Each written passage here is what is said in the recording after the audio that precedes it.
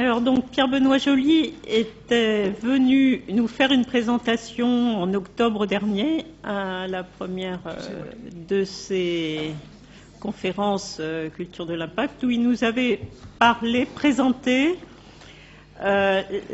l'ensemble du projet ASIRPA de l'INRA. Et maintenant, il va centrer son propos.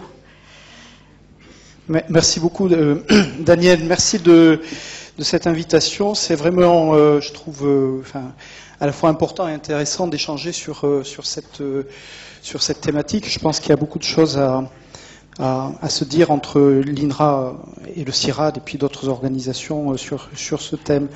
Donc effectivement, le cahier des charges, c'est plutôt de parler des questions de mesure des impacts de la recherche. Certains n'ont pas entendu le premier exposé, donc je vais faire un résumé du feuilleton précédent très rapide avant d'aborder cette question de la mesure. Il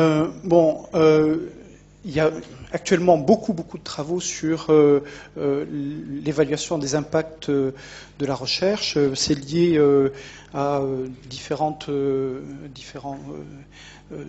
caractéristiques du contexte actuel, le fait qu'on a de plus en plus une nécessité de justifier les budgets qu'on utilise un peu partout, y compris dans la recherche. Donc il faut montrer que la recherche produit des impacts. Il y a aussi l'idée, et c'est, je crois, un point important, que la recherche ne doit pas simplement contribuer à la compétitivité, mais elle doit permettre de résoudre ce qu'on appelle aujourd'hui les grands challenges, les grands défis. Et donc, il faut être capable de démontrer finalement quels sont les effets non économiques de la recherche. Et donc, du coup, dans la littérature sur l'évaluation des impacts de la recherche, on a aujourd'hui un développement très important de ce qu'on appelle l'analyse des broader impacts, donc ce qu'on appelle nous dans le projet ASIRPA les impacts sociétaux, donc des impacts qui ne sont pas en termes de scientifiques ou des impacts en termes économiques, mais qui sont des impacts sur la société dans son ensemble, donc des impacts environnementaux, des impacts sur les politiques publiques, des impacts sur la santé, des impacts sociaux, territoriaux, etc.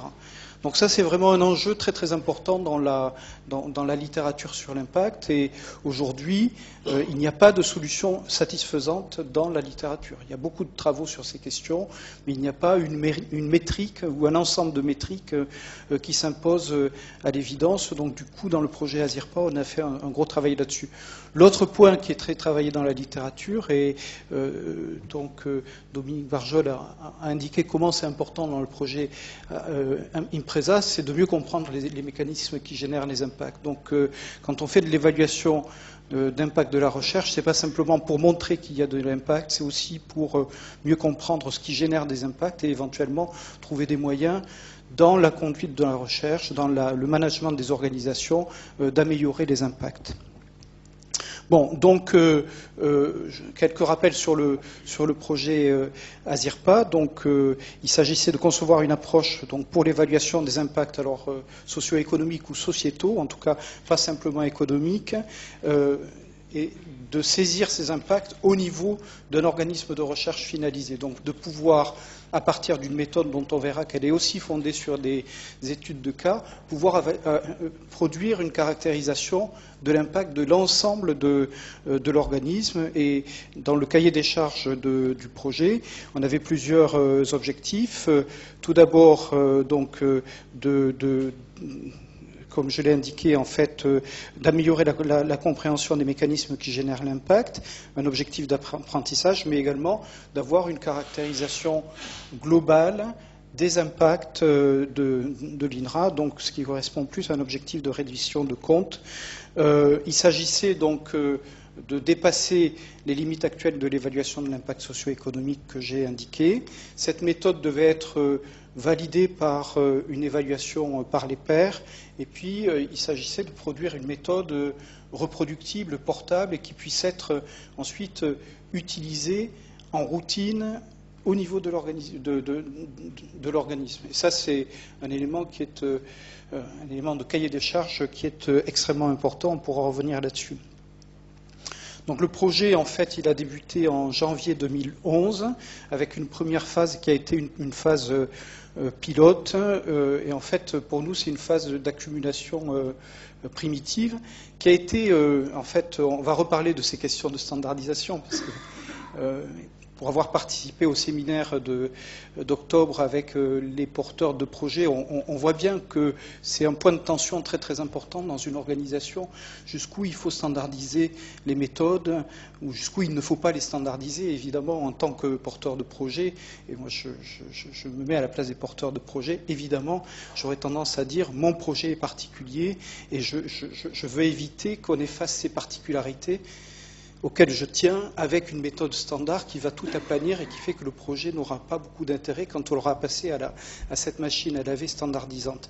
Mais pour autant, en fait, il nous a apparu essentiel d'avoir une standardisation assez forte. Si on a pu le faire, en fait, c'est parce que dans le projet ASIRPA, on a eu cette phase pilote qui a été une phase essentiellement de mise au point méthodologique. Et donc, on a été... Bon, Ariane Gonan est là et elle participera à l'ensemble de l'école chercheur, donc elle pourra apporter son témoignage, mais on a travaillé dans un groupe de projet de 7 personnes au départ, et on a vraiment, pendant les 4 ans du projet, en fait, eu des réunions, au moins une réunion mensuelle. On s'est beaucoup attrapé sur les différentes dimensions du travail. Donc il y a eu vraiment un travail collectif et qui nous a permis d'élaborer les outils. Donc cette phase pilote, en fait, ça a été une phase de construction de l'approche qui a été testée en fait sur 14 études de cas qui étaient choisies pour leur diversité et pour la diversité des questions méthodologiques que cela permettait de traiter.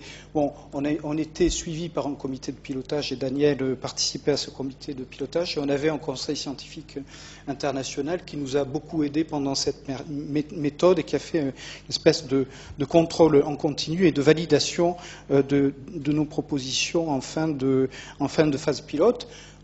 On a eu une phase d'expérimentation, donc on est en train à peu près de finir, donc 2013-2014, où en fait ce qui s'est passé et qui a été extrêmement important, c'est que la direction générale de l'INRA a proposé au département de recherche qui était en phase d'évaluation d'utiliser la méthode ASIRPA pour évaluer leurs impacts. Et donc on a 6 départements, c'est ça, jusqu'à présent, 6 départements sur 13, donc pratiquement tous ceux qui étaient en phase d'évaluation qui se sont portés volontaires, et donc ce qui a permis de vérifier que la méthode pouvait être utilisée en fait en routine et dans des conditions réelles d'évaluation, et ce qui a permis en fait d'incrémenter les études de cas, puisqu'on est passé donc des 14 études de cas du début qu'on avait fait en phase pilote à aujourd'hui à peu près 42 cas qui ne sont pas tous complétés, mais en fait on a virtuellement 42 cas et donc une grande partie maintenant qui sont liés à cette utilisation de la méthode par les départements de recherche. Et puis à partir de 2014, on passe à l'utilisation en routine, puisque la direction générale de l'INRA a décidé en fait que cette méthode allait être pérennisée. Donc, la méthode, en fait, elle se compose de 3 briques principales. La première brique, en fait, c'est donc renvoie à tout ce qui concerne la sélection des cas. Si on veut avoir une méthode qui permet de dire quelque chose sur l'INRA dans son ensemble, bien évidemment, il faut avoir un rationnel, une façon de sélectionner les cas qui fait qu'on n'a pas un échantillonnage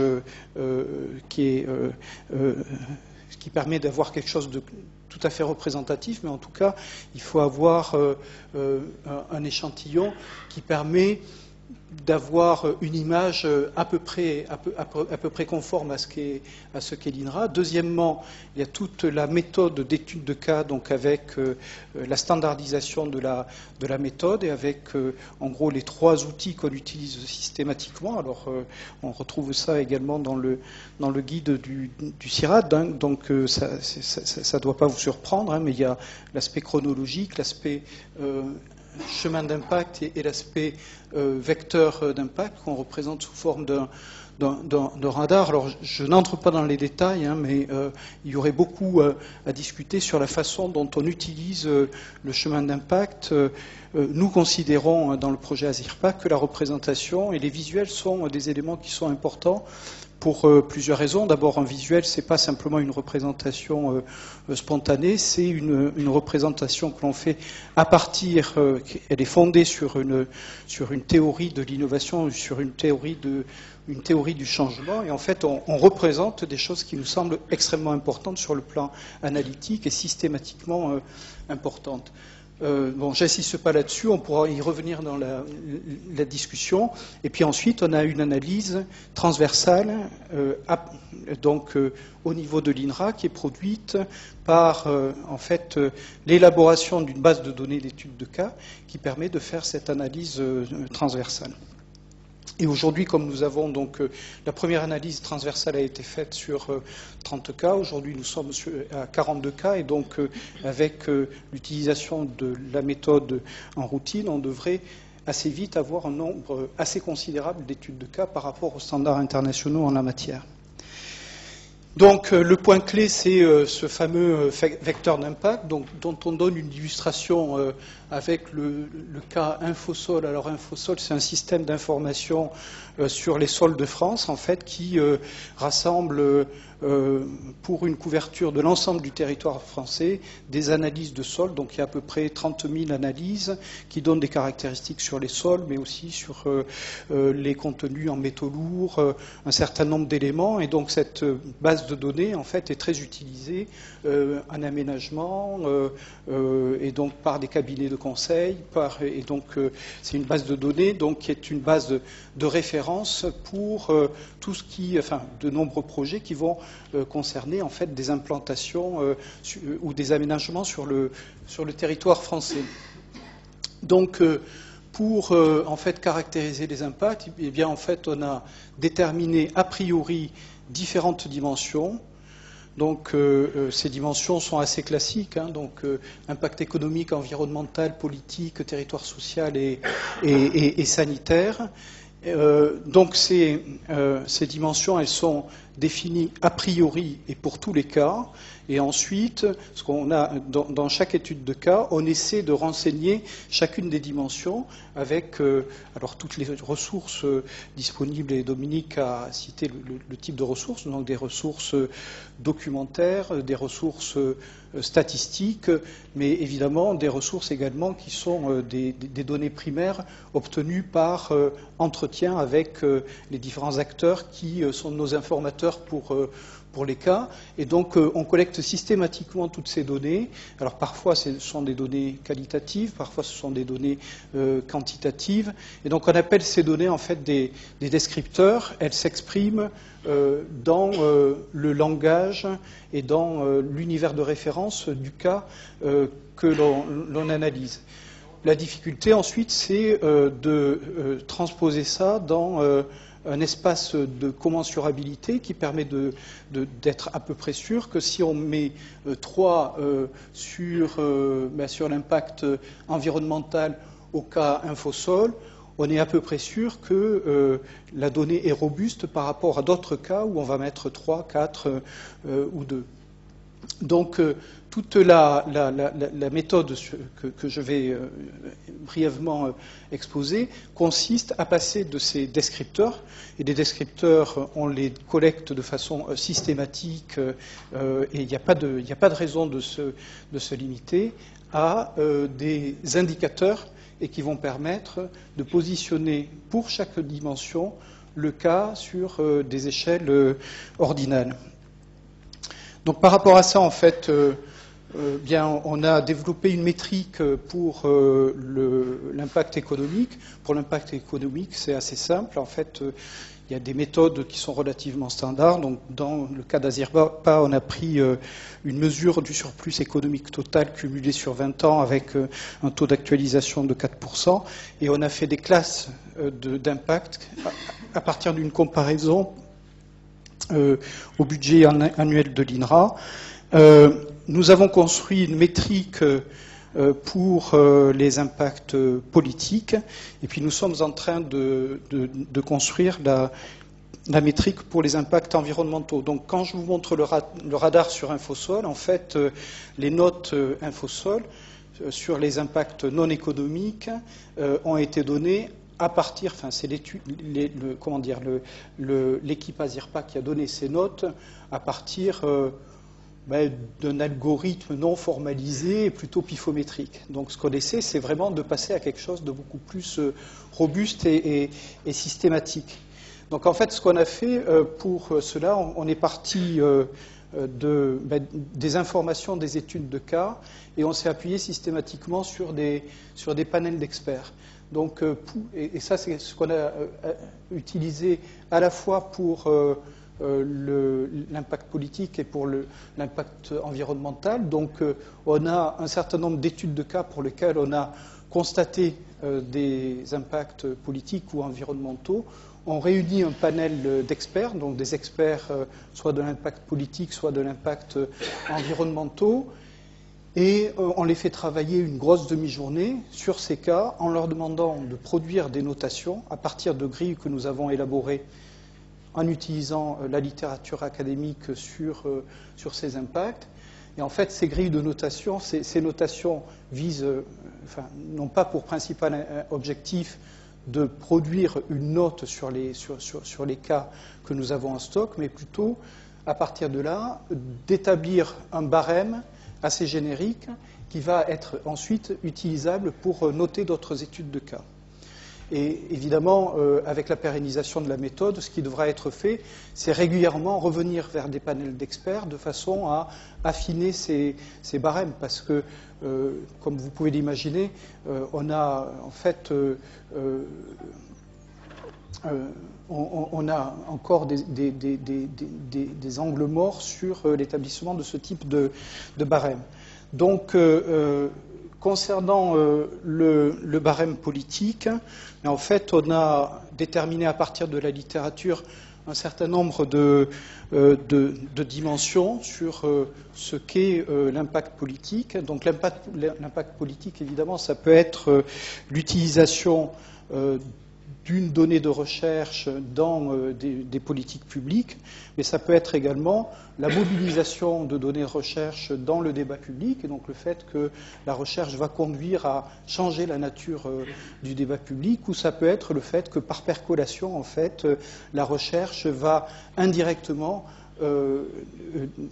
contribuer à l'évolution du débat public autour du débat d'idées autour d'une thématique. Donc les modalités d'impact politique, et ça c'est plutôt la littérature que nous qui le dit, peuvent être différentes. Donc ça c'est les premières entrées. Puis l'autre entrée qu'on a utilisée pour l'impact politique, c'est un indicateur d'amplitude d'enjeu des politiques publiques concernées. Donc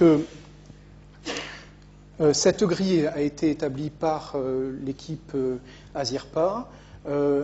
Nous avons réuni les experts avec donc cette grille et puis des cas qui avaient été réalisés dans le cadre du projet. Et à partir de cela, en fait, on a eu une discussion sur les cas avec des notations qui avaient été préétablies par les experts et ensuite une délibération sur les notes. Et l'important était la justification que les experts ont produite pour expliquer pourquoi ils avaient mis telle note et pas telle autre. Voilà. Et donc, le barème ainsi établi, en fait, a été ensuite utilisé pour des cas qui ont été faits depuis. Et évidemment, en utilisant ce barème, on voit qu'il y a des éléments d'incertitude, des éléments d'incomplétude, et il faudra revenir dans 1 an, 2 ans, 3 ans sur ce barème de façon à le compléter. Donc la même chose a été faite pour le barème d'impact environnementaux, mais là on a réuni le panel d'experts le 12 février, donc c'est vraiment du tout chaud. En fait, oui, ça, vous ne pouvez pas lire, je pense, mais en fait, pour les impacts environnementaux, on avait un assez grand nombre d'études de cas. On avait 23 études de cas à discuter avec les experts. Donc là, vous avez la liste des études de cas qui ont été utilisées. Donc, Ariane a eu à faire un résumé de chacun des cas de façon à ce que les experts aient l'information avant la réunion. Et Ariane et Laurence Collignet ont fait la littérature sur les impacts environnementaux et ont déterminé en gros qu'il y avait 2 grandes distinctions. La première, le fait qu'on peut avoir des impacts qui sont très localisés ou très globaux, donc des impacts par exemple sur les nappes phréatiques qui vont être très localisés, ou des impacts sur le changement climatique qui sont par nature globalisés. Et puis ensuite, quand on considère les impacts environnementaux, on peut avoir des impacts sur la biodiversité, on peut avoir des impacts sur le changement climatique, ou on peut avoir des impacts sur l'utilisation des ressources rares ou des ressources fossiles. Donc on a différentes catégories d'impact. Donc pour chaque catégorie d'impact, en fait, le panel d'experts a donné des notes à chacun des projets. Et à partir de cela, en fait, on n'a pas pu finir l'exercice, donc c'est encore en cours, mais se pose la question, à partir des différentes notes qui sont données aux différents cas, de l'algorithme qu'on va utiliser pour passer des différentes notes à une note unique pour l'impact environnemental. Voilà, donc on a pas mal de questions pendantes quand on utilise une telle méthode. Une question qui se pose est systématiquement celle de la composition des panels d'experts. Dans chaque panel, on avait 5 experts, c'est ça. Donc on peut considérer que c'est peu, mais c'est toujours difficile de mobiliser les experts. Voilà, donc on a là une solution de compromis, et bon, on considère que ce qu'on a fait est quand même relativement robuste par rapport à cette contrainte. Ensuite, l'animation des panels, et en fait, il faut systématiquement articuler une agrégation des notations des experts, des préférences des experts, et puis la délibération. Les deux sont importantes. Donc ce qu'on pourrait envisager pour compléter la méthode, et c'est suggéré par la littérature, en fait, c'est de compléter ça par des Delphi, en fait, ce qui permettrait de mobiliser un plus grand nombre d'experts de façon à valider en fait les options de notes qui sont données par les experts. Ensuite, évidemment, une question qui se pose, c'est de savoir comment prendre en compte les différentes appréciations des experts.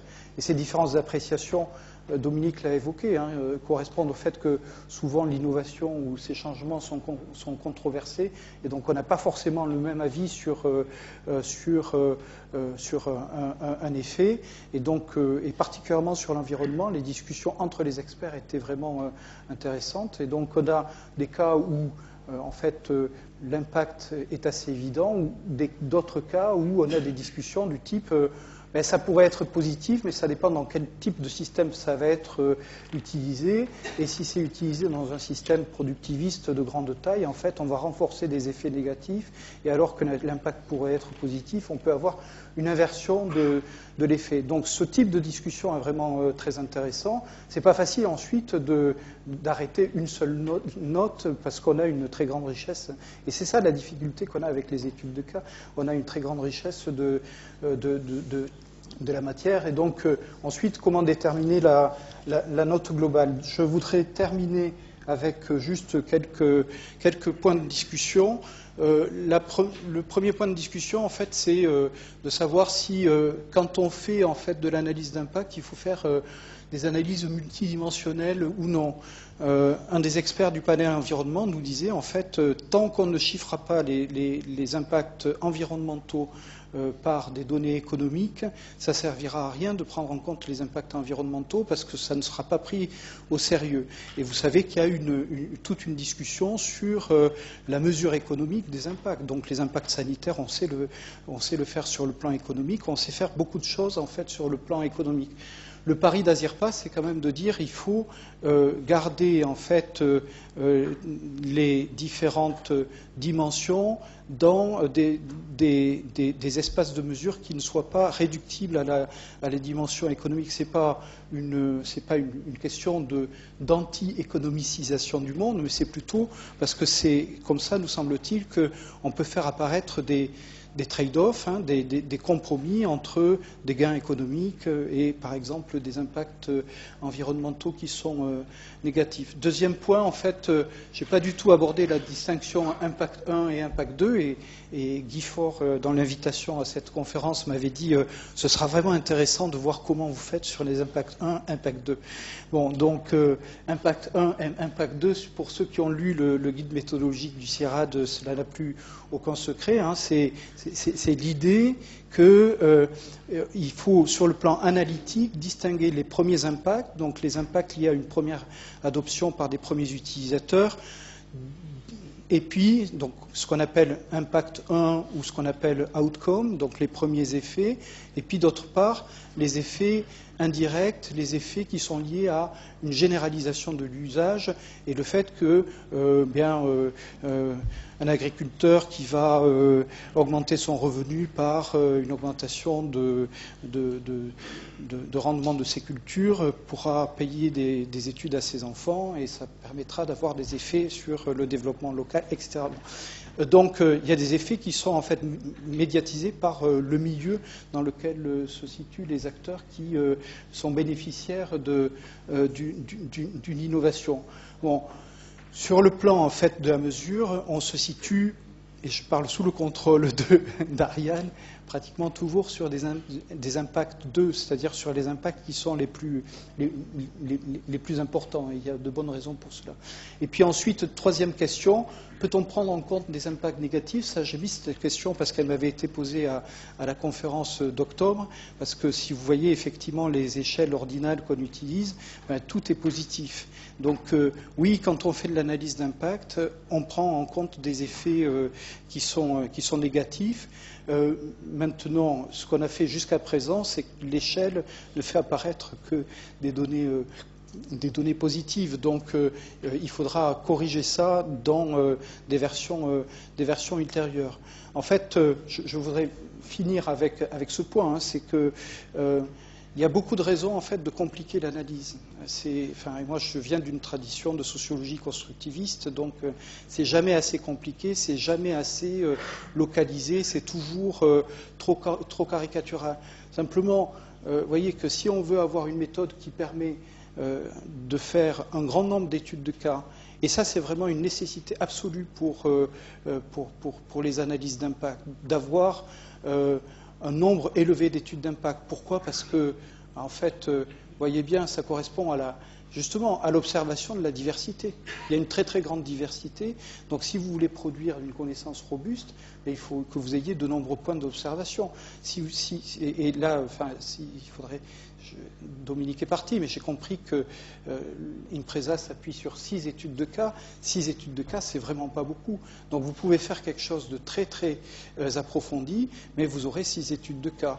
Nous, le choix qu'on a fait avec Azirpa, c'est d'avoir des choses moins approfondies, qui sont parfois un peu caricaturales, mais en fait, ce qui est intéressant, c'est de voir que ça fonctionne et que les chercheurs qui sont mobilisés, en fait, sont intéressés parce qu'ils utilisent un outil qui fonctionne et ça permet aujourd'hui d'avoir 42 études de cas. Et ces 42 études de cas, c'est vraiment essentiel. Et on voit, quand on se situe à ce niveau, en fait, qu'il y a beaucoup de choses, de points de discussion, en fait, qui disparaissent parce que c'est pas si important que ça. Voilà. Et donc, par exemple, les impacts négatifs et le fait que l'agrégation des données peut être difficile quand vous avez beaucoup de données. Vous voyez, sur l'impact environnemental, on doit avoir 5 ou 6 notes différentes par cas. Donc ensuite, savoir qu'est-ce qu'on prend, le minimum, le maximum, on fait une moyenne, pondérée. Bon, vous avez différentes façons de passer des données originales à une seule note. En fait, ce qui est apparu, enfin, on n'a pas fait le traitement encore, mais c'est que, en fait, il y a quand même une corrélation entre les notes. Donc, du coup, il y a une corrélation entre les notes, et ce qui est important, c'est plutôt les facteurs d'incertitude qui correspondent à l'effet que j'ai indiqué, c'est-à-dire que le fait qu'on ne sait pas vraiment si ça va être positif ou négatif, ça va dépendre de l'usage. Donc, du coup, en fait, ce qu'on a pu voir en utilisant la méthode ASIRPA, c'est que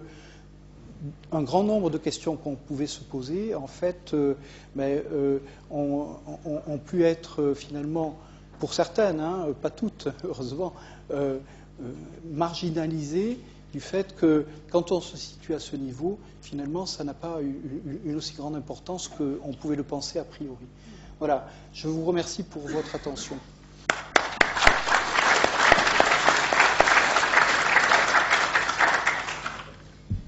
Donc, 15 minutes pour les questions directes. C'est parti. En fait, moi, je faisais l'exposé, c'est Ariane qui répond aux questions. D'accord. Oui. Donc, il y a 15 minutes. Donc, ça s'arrête à 14h25. Vas-y. Oui, bonjour, Catherine Marquier. Moi, j'aimerais savoir si il vous arrive et comment vous faites d'utiliser les résultats d'analyse de cycle de vie des projets pour notamment évaluer ces impacts environnementaux, sachant qu'on a d'une manière un peu systématique maintenant, on intègre ce genre d'analyse dans tous nos projets. Alors, je passe la parole à Ariane. Bonjour. Oui, en fait, on a envisagé d'utiliser ces ACV, mais c'est jamais tombé qu'il y avait des ACV existantes qui avaient déjà été réalisées, qui correspondaient exactement, ou même plus ou moins approximativement au périmètre de nos études de cas.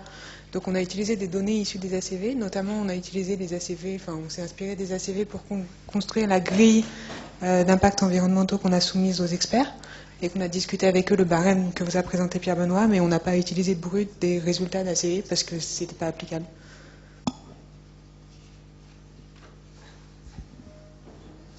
On est vraiment très opportuniste, c'est-à-dire qu'on utilise tout ce qui est utilisable. Ça, et on cherche tout ce qu'on peut trouver sur le projet. Ensuite, sur le cas que l'on étudie. Et ensuite, effectivement, certaines données sont pertinentes et d'autres ne le sont pas. Oui, je voulais savoir par rapport à la mesure des impacts. Ce serait bien de se présenter rapidement. Oui, Sylvain Quiedeville du FIBAL, excusez-moi, qui travaille avec Dominique. Je voulais savoir sur la notation, sur l'importance des impacts que vous avez dit. Est-ce que vous réunissez un panel d'experts plus pour discuter des impacts et quel est le contenu de ces impacts, ou est-ce que c'est pour mesurer l'importance de ces impacts? C'est une importance faible, moyenne ou importante? Mais surtout après, la question c'est de quel point de vue vous regardez l'importance de ces impacts du point de vue des objectifs, par rapport aux objectifs du projet de recherche, est-ce qu'ils ont été accomplis ou pas, ou par rapport du point de vue des bénéficiaires, du point de vue, je ne sais pas. Et ensuite, j'avais une autre question, c'était sur le script, le déroulé de la discussion en fait avec les experts. Si vous pouviez en dire un peu plus, comment ça se passe, est-ce que vous repartiez du projet, que vous reconstruisez en disant voilà, je ne sais pas, comment est-ce que vous pouvez en dire un peu plus? Ok, donc sans entrer dans les détails, donc j'ai omis d'insister là-dessus. En fait, la méthode ASIRPA, elle est sur de l'ex-post.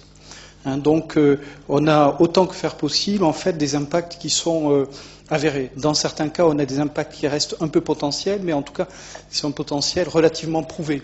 Donc, du coup, et ça, c'est un choix méthodologique délibéré, en fait, pour apprendre sur l'impact, de se situer par rapport à des choses qui ont produit de l'impact, parce que il y a une heuristique qui est très importante. Si on veut comprendre les mécanismes, en fait, qui génèrent des impacts, c'est plus facile, en fait, de partir sur des projets ou des cas qui ont généré de l'impact, et puis ensuite on peut décliner, analyser des échecs, et puis ensuite faire du potentiel. Donc c'est cette démarche méthodologique qui a été choisie. Sur les panels d'experts, en fait, on distingue effectivement, pour faire vite, la contribution et puis l'ampleur l'ampleur des changements. Donc à ZIRPA, en fait, un choix méthodologique qu'on avait discuté au séminaire d'octobre, c'est de partir des transformations observées. Et à partir des transformations observées, c'est de remonter en fait sur ce qui a produit ces observations. Donc c'est comme ça en fait qu'on cylindre notre cas, si je puis dire, et qu'on peut déterminer quel est le périmètre pertinent par le cas. Ce qu'on a observé, en fait, si on part des projets, en fait, on a beaucoup de difficultés méthodologiques. Donc on n'a pas d'analyse effectivement systématique des objectifs liés aux transformations qui sont observées. Ce qu'on voit, c'est que bien souvent, les objectifs, ils évoluent au cours de l'histoire. En fait, on est systématiquement sur des temporalités très longues. Hein. Le délai entre l'initiation des recherches et les premiers impacts, il est d'une vingtaine d'années. Donc il y a beaucoup de choses qui se passent, et ça c'est une donnée qui est essentielle. Donc on analyse ce qui a changé, et pour analyser ensuite, pour donner la notation à ZIRPA, en fait, on a en gros deux dimensions. La première, c'est l'ampleur du changement, et ça peut se mesurer de différentes façons. Alors, on peut dire qu'il y a différentes perspectives là-dessus, ça dépend des points de vue des acteurs. Oui et non, c'est-à-dire entre une technique le taxomon, c'est quoi les techniques techniques d'autorisation de capture, ça ? Définition de quota de pêche sur un affluent de la Loire, et puis un outil d'aide à la décision pour la fertilisation qui va être utilisé sur des millions d'hectares. On a une différence d'échelle qui est très importante, quel que soit l'indicateur que l'on prend. Donc, c'est ce type de différence qu'on essaie de saisir. Et puis ensuite, quelle est la contribution de l'INRA? Et là, on n'est pas du tout en termes d'attribution.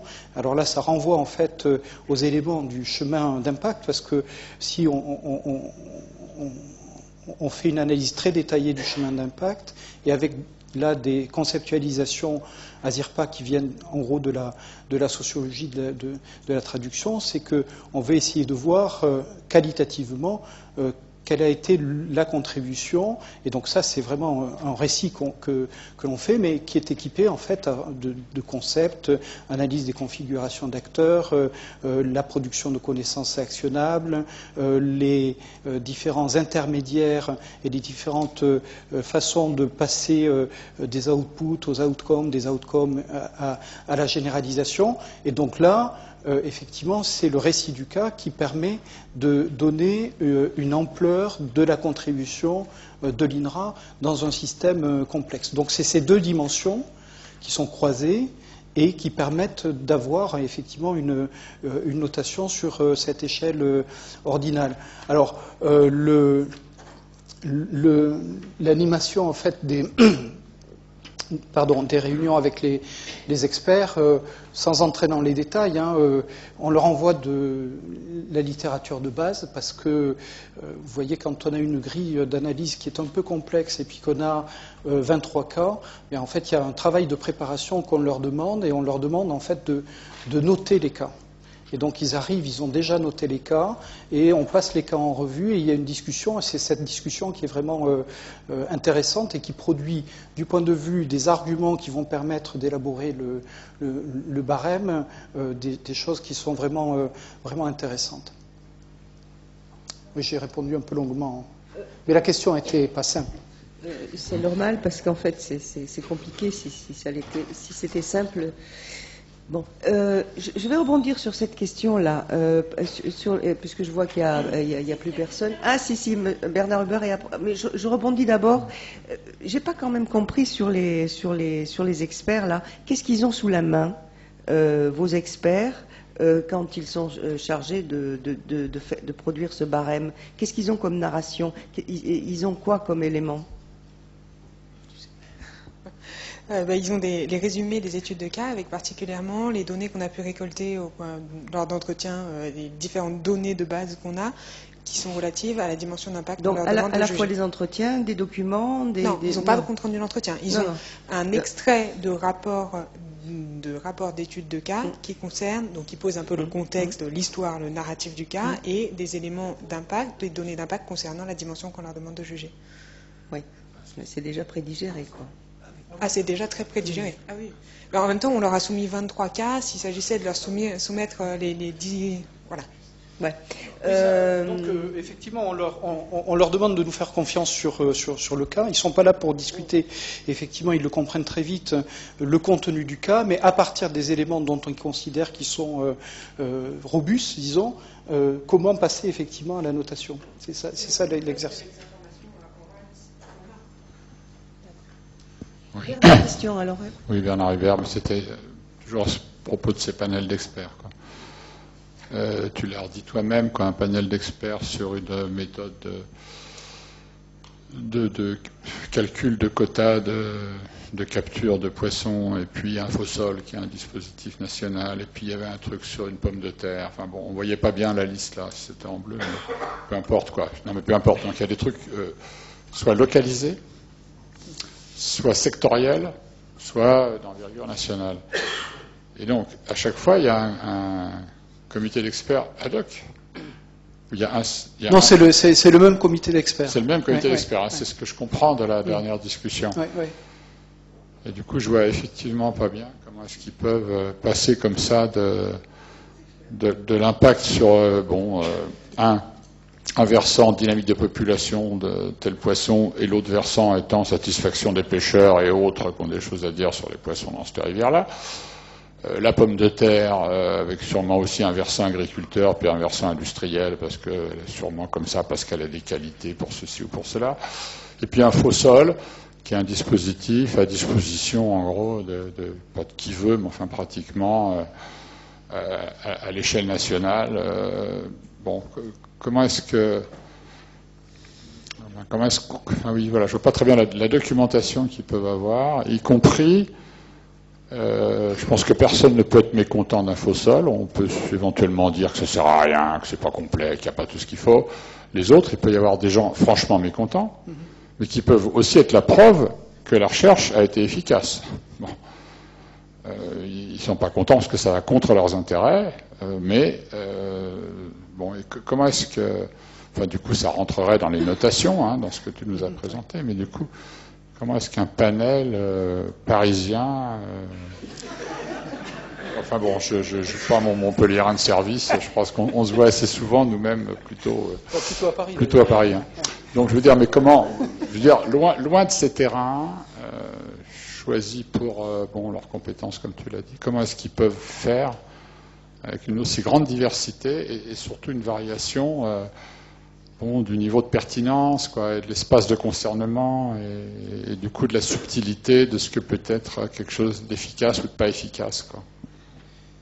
Une réponse rapide à une question qui mériterait d'être vraiment débattue au fond. Les experts n'ont pas été mal à l'aise avec l'exercice. C'est-à-dire, ils ne nous ont pas dit, mais vous déconnez complètement, on ne peut pas faire ça. C'est pas la peine. En fait, vous nous mettez dans une situation qui fait que nous ne pouvons pas répondre à la... Donc ça, c'est déjà un élément qui est plutôt positif. Ils auraient pu dire non, ça va pas, on ne veut pas. Donc comment on a fait? En fait, on a décomposé effectivement l'impact, et donc on n'a pas fait cas par cas, en fait, on a fait par type d'impact. C'est quoi l'impact sur la biodiversité? Alors, il y a plein de cas qui n'ont aucun impact sur la biodiversité. Et donc, on a fait comme ça pour chacun. Alors, il y avait combien? 4 ou 5 types d'impact? On a fait ça? 5? 4. 4, voilà. 4. Bon. Donc, et de ce point de vue, donc les experts avaient donné leurs notes, hein, donc ils venaient avec leurs notes, ils donnaient leurs notes, ils donnaient leur justification. Et la discussion était vraiment intéressante. Alors, quand on est dans une dimension, ça posait pas trop de problèmes du point de vue des experts qui étaient convoqués pour donner des notes. Et donc, un des éléments intéressants, c'était quand, effectivement, il y avait... on voit qu'il y a des questions d'échelle, hein, c'est-à-dire qu'on a des experts qui notent bas et puis des experts qui notent haut. Et puis, il y a une question, en fait, de diversité des notations. Et ça, c'est un point qui est intéressant. Donc, quand on est dans une dimension, c'est quelque chose qui est jouable. Alors, on peut dire, oui, mais 5 experts de Paris, c'est une première étape, hein, c'est quelque chose qu'il faut consolider. Ce qu'il faudra voir, c'est pour chaque dimension la pertinence du barème qui va sortir. Et ça, évidemment, comme on a fait l'exercice il y a 2 semaines, on ne l'a pas encore. Mais c'est ça qu'il faudra discuter et voir en quoi, effectivement, on ressort de cela des critères qui permettent de dire, à partir de ce critère qui est... en gros, un fait observable, on peut donner cette note pour cette dimension. Bon. Ensuite, la question de savoir comment on va, à partir de ces 4 dimensions, donner une seule note à la dimension environnementale, c'est une question qu'on n'a pas encore traitée. Voilà, une dernière question un peu rapide. Pierre Benoît, je t'ai écouté, j'ai lu le rapport ASIRPA, j'étais là au mois d'octobre, lors de l'atelier, mais j'ai quand même un problème. Donc, cette méthodologie, apparemment, vous l'avez utilisée pour les impacts sur les politiques et puis environnementaux. Au niveau des impacts économiques, apparemment, vous avez travaillé essentiellement à partir de descripteurs d'acteurs, de documentation, de statistiques, de résultats d'entretien. Pour calculer du surplus économique total cumulé sur 20 ans avec un taux d'actualisation, on a quand même besoin de beaucoup de données microéconomiques. Est-ce que ces données, elles existaient et des données ciblées qu'on ne trouve pas dans les bases de données statistiques? Donc, comment vous avez fait par rapport à ça? On fait les calculs, en fait, quand a priori les impacts sont assez élevés. Hein, donc, on a fait les calculs économiques que quand on se situe... Alors, en première analyse, à des niveaux de 4 ou 5. Et effectivement, quand c'est le cas, il y a toute une recherche à faire sur les données. En fait, le pari qu'on avait fait, et c'est un pari qui s'avère à peu près bon, c'est que si l'impact économique est important, les acteurs ont de la documentation sur cet impact économique. Par exemple, sélection génomique bovine, l'impact économique est important. À l'Institut de l'élevage, il y a quelqu'un qui fait des calculs sur l'impact économique. Donc on s'est appuyé effectivement sur des calculs qui avaient été faits à l'Institut de l'élevage. On n'a pas simplement reproduit ce qu'il avait fait. En fait, on a repris les données et à partir de cela fait nos propres calculs. Donc pour tous les cas où on a un impact économique important, effectivement, on est allé chercher les données. Merci beaucoup. Je pense que...